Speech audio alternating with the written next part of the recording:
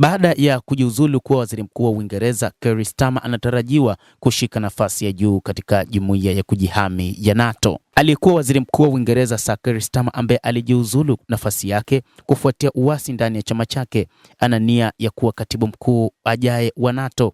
Hii ni kwa mujibu wa shirika la habari la The Observer ambalo limeripoti mnamo siku ya Jumapili. Starmer ametoa machozi wiki iliyopita alipotangaza kwamba atajiuzulu kama waziri mkuu na kiongozi wa chama cha Labour kujibu shinikizo lililoongezeka.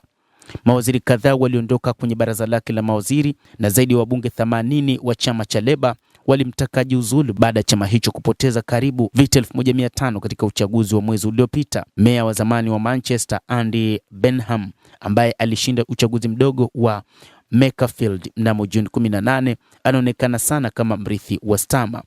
Kulingana na The Observer, Starmer ana nia ya kuwa katibu mkuu wa NATO mara tu muhula wa Mark Rutte utakapomalizika mnamo 2028, isipokuwa kama umeongezwa.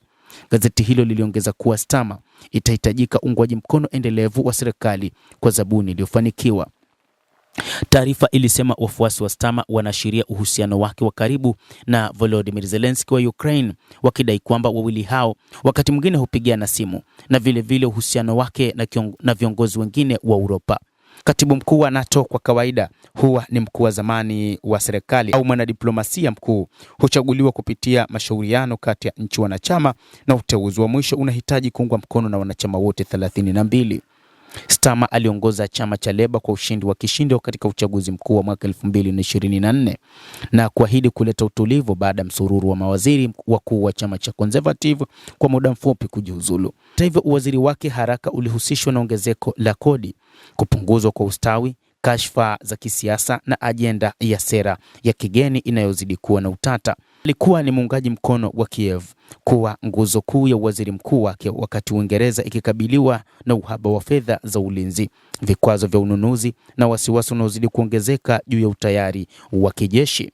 Kulingana na The Telegraph, Starmer pia alikosolewa kwa kutumia wakati mwingi kwenye masuala ya kimataifa na hakutosheleza katika masuala ya ndani baada ya kusafiri zaidi na zaidi kuliko kiongozi mwingine yoyote wa Uingereza katika historia.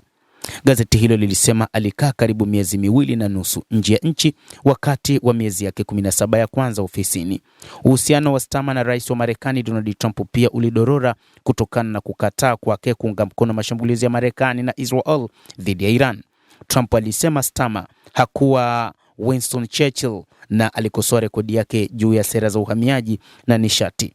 Kinyume chake, Trump mara kwa mara alimsifu Rutte kama rafiki na kiongozi bora, hata huku akikosoa NATO kwa ujumla.